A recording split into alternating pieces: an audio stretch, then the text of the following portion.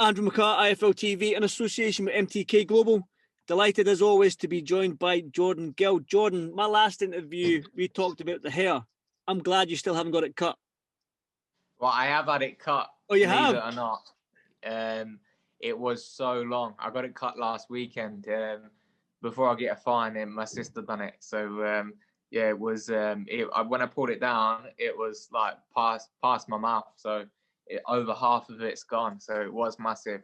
I couldn't have had it when I was fighting because it had gone in my eyes. So Well, it's good to see it's half of what it was, but it's still pretty much the same as what it was at fight camp.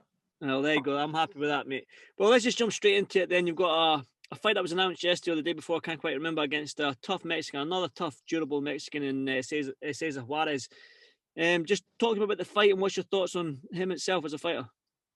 Yeah, it's a great fight. It's going to be an all-action fight. You have to look at him and look at his resume to know that he's a good fighter. He had, one of the fights of the year in 2015 winning the Ito Donaire for the world title. Mm-hmm. The only guys that have beat him are world champions or, top 10 world-ranked fighters. So, expecting a good fight, expecting a tough fight. And I think at this stage of my career now, it's the step up that we needed. So it's probably going to be the best fighter that I've faced.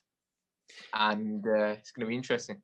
Definitely. Like you mentioned there that he's only lost against world champions. Now he's only been stopped like 3 times, I think, in his last 9 losses or whatever it is. But the people that have stopped him have been the elite level, the world level fighters. Does that put pressure on you, or do you need to go in there and stop him to keep you in that sort of mix in that world level? Because I know your ambition is to become a world champion. So do you need to go in there and make a huge statement against him next weekend? I think it'd be beneficial for my career if I made a huge statement, but I don't think I need to stop him. I've made the mistake before of going into the ring thinking, I need to knock this guy out or I need to stop this guy. End of the day, if you win, you progress. And don't get me wrong, I want to look good, but whether I win every round on points or scrape a win and look good or win by knockout, win's a win and I'll progress. So my sole focus is winning this fight. And, it's not going to be an easy task, but it's one that it's a challenge that I relish and a fight that I look forward to. Your last performance against Reece Bellotti was a great performance. I mean, there's a little sort of gif going about when you slipped on the ropes and you turned off. So you showcase some of your boxing skills against Reece Bellotti. I'm guessing it's going to be much the same against Juarez. Yeah, I feel like I've improved again quite a bit since the Reece Bellotti fight. So, I mean, I'm looking forward to this fight. And as well, the performance against Reece Bellotti, obviously, it was, it was a one-sided fight. I thought I probably won 9 out of 10 rounds. And, most people agree with me. I give him the 4th round. But, I kept it simple, boxed and took no risks. And it was, in my view, a conservative performance. But, after, the lockdown, after coming back from a thyroid condition and all these things that has happened in my career, I had to win that fight to push on for anything to happen. If I didn't win that fight, then I was done. So I done what was necessary, got the rounds in, got the experience and won the fight. But in my view, it was a conservative performance. I think you're probably going to see a little bit more of me in this fight. Again, we all know these Mexicans, man. When they come to fight and that. So you're definitely going to get some work next weekend. He ain't going to come to here to roll over, man. He's coming to win, isn't he? All Mexicans do. Oh yeah. All these guys do. They're tough. You can hit them with the kitchen sink, and they'll still keep on coming if they got the leg underneath them. So yeah, that's what I like. They fight with a fire in their belly. And you guaranteed fireworks really. So it's down to me to make it not a good fight, to make it as one-sided as I possibly can. So he's gonna bring it, and he's from the same camp as the guy that beat me. Local, yeah. So I've not long been told that actually, but yeah, he's from the same camp as Tinoco, who handed my loss. So they'll probably be licking their lips and confident. And really, this guy at the level that he's boxed at is a step up from Tinoco. So if that guy beat me, they're probably thinking that this guy's going to do it in better fashion. So when I beat this guy and beat him in the fashion that I'm going to, it will be, my best win, and it will prove a lot of people wrong, I think. Well, it's safe to say the Tinoco fight, that wasn't the 100. I was at that fight that night. I was sitting ringside watching it, and it's safe to say that that wasn't you. And it's well documented that even when I went backstage and stuff like that, you were ill after that fight. Do you know what I mean? So it wasn't. We can't read too much into that, and their camp shouldn't read too much into that either. I think if they do that, fingers crossed they do, mate. Fingers crossed they do. Well, like I say, but you had that loss against Tinoco, then you had that thyroid problem as well. Just going back to the Reece Bellotti fight. Did you feel pressure going into that Bellotti fight to actually get the win because of what happened to you, the long layoff and the thyroid problem and whatnot? Did you feel pressure to go in there and perform and to get the win? Yeah, I did. To be honest, not like, oh, if I don't win, then my life's over. But at the same time, really, it was career on the line, because you know how the game works. If you lose, then no one's bothered about you get kicked to the curb and you won't get another chance. Or if you do, then you're fighting, world number one as a last minute replacement, and you got to drop 2 stone in a week, and it's you know how it is. So I knew to be back in big fights, to put myself in title contention, to push on and get to where I need to get, then I need to be dealing with people like Reece Bellotti. And I'm glad that I did. But it's another experience under the belt. I had a long time out of the ring, went in straight into a 10-rounder. The fight camp motto was no easy fights, and they've carried that forward. I think it's great for boxing that we're going to see these fights, and these fights getting made. And like I got 2 weeks notice for this fight, and these things are being put together all the time. So it's exciting times for boxing fans and for fighters as well. Definitely, I totally echo that sentiment as well. I agree, but the featherweight division that you're in is looking good. I mean, a big fight happening this week. A good friend of yours, Leigh Wood, against Reece Mould for the British title. Might be a dumb question because I'll probably know the answer, but what's your thoughts on that fight and who wins? You know what? I genuinely can't see Reece Mould being able to do anything with Leigh.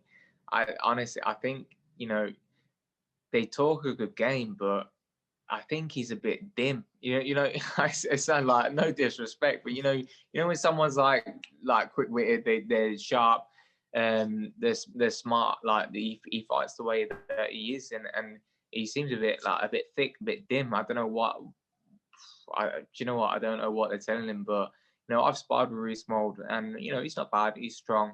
He comes forward, but he is basic, and I think Leigh will expose him. And I hope Leigh doesn't hurt him too bad. That's how seriously I think how big the gap is between them. I think Leigh could hurt him. So I'm picking. It could be an early night, but I'd say probably because Reece Mould's tough. Probably between 5, 6, 7 rounds. I think Leigh will take him out. Is that a bet you're giving me? Is that right? So I should go to the bookies in. Well, if you want to match my bets, then then you have to put the money on between round 5 and 8. Yeah. But it might be earlier. He's earned his shot though, hasn't he, Reece? Though he has earned his shot with that British title. Yeah, he's English champion. He's unbeaten. He's beat everyone they've put in front of him. You can't argue with that. He's from a good gym. He seems a nice enough kid. And he's earned his shot. So he's waited a long time for it. So best of luck to him. And there's nothing to say that if he doesn't win this fight, then he can't come again, because he probably can. And he might go on to win a British title in the future. I just don't think it'll be Saturday night. So my man Leigh Wood is gonna do the business, and he's gonna pick up that strap. And I can't wait. I'm buzzing for him. Really buzzing for him. Definitely, that's this Saturday night as well. When boxing's return, because I think we've been starved of boxing for the whole month of January, so we're itching for the fights to get back. I've got to get your thoughts on Kid Galahad and Jazza Dickens, 2 British fighters as well, fighting for the world title. You've probably sparred these lads yourself numerous times. So, again, your thoughts? Yeah, funny enough, I've never sparred Jazza Dickens, but I've sparred with Kid Galahad. I was at Ingle Gym for for years, so we've done hundreds of rounds together. I've got a picture somewhere. I've got a picture of me sparring Galahad when I was 11 and he was 15. That's how long ago I first ever met him. So yeah, it's an interesting fight. Obviously, the first fight, I'm excited for this fight because obviously Galahad's proven that he's world level. He's a very good fighter. Can do a bit of everything. And Jazza looked great in the Golden Contra tournament. But you know, the first fight, I boxed an undercard of the first fight, and it was one of the best atmospheres I've been to. It was one of the best fights I've seen live. It was great for the British title. So the fact that they've done it all for the British title already, and then they're going in and doing it for the world title, is awesome. So, you know, best of luck to both of them. It's a tough fight. It's a fight where tactically, whoever gets it right can win, and it's that case in many fights at world level, because realistically, when you're top 10 in the world, then any man can beat any man on the day, unless they're like superhuman. They're a pound for pound star, someone like Inui and guys like that. So it's going to be interesting. I think Galahad is probably the stronger of the two. As strong as Jazza looks, Galahad's got quite a lot of people underestimate his strength, and also like tricks. He's quite dirty. He's quite dirty in the way that, but he's effective, and he's effective at stopping you doing what you want to do. He's effective at nullifying and then imposing himself with his strength and his punch variety. So it's going to be an interesting fight. Can you pick a winner?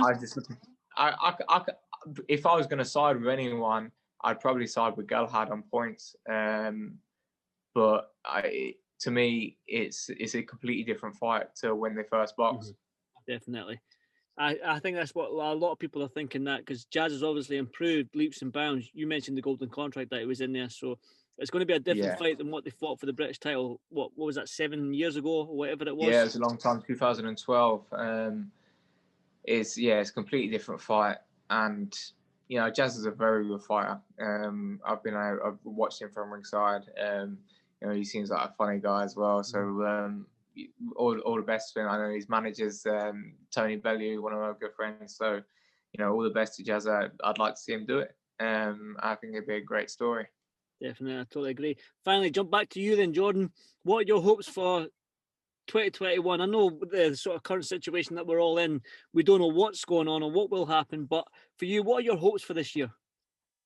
I just want to be active. I want to have a big year. I feel like not just me, but everyone's had a string of, you know, bad luck, inactivity because the COVID situation, but me more so than anyone else, because obviously my thyroid condition, and then coming back and having the fight cancelled a week of the fight because of COVID, and then boxing Belotti and then getting COVID myself, so I couldn't box back in last year. So I'm straight back in a big fight. Hopefully they announce the title on the line for this fight. It can get me a top 15 world ranking, and I can just push on in big fights. You know, I'd love a shot at the European title this year. But I know Gavin McDonald's fighting for that in March. So see what happens with that title. Failing the shot at the European, then I can't see why I can't get Isaac Lowe on the Fury Joshua undercard. I think that's a fight that a lot of people want to see as much. Well, not as much as people want to see Joshua and Fury, but people want to see that as well. And if Isaac Lowe fights everybody every time on Fury's undercard, then you know, if he wants to fight someone with a pulse this time, I'm here. Come and pick me up. So that's a good fight. He's got good ranking in top 15 with most of the governing bodies. So there's no reason if I pick up a title next week, then there's no reason why that can't be an eliminator. But my sole focus is winning next weekend. All my efforts will be going into winning that fight and looking as good as I can. And showing what we've been working on in the gym. So I'm excited, and there's an exciting year ahead.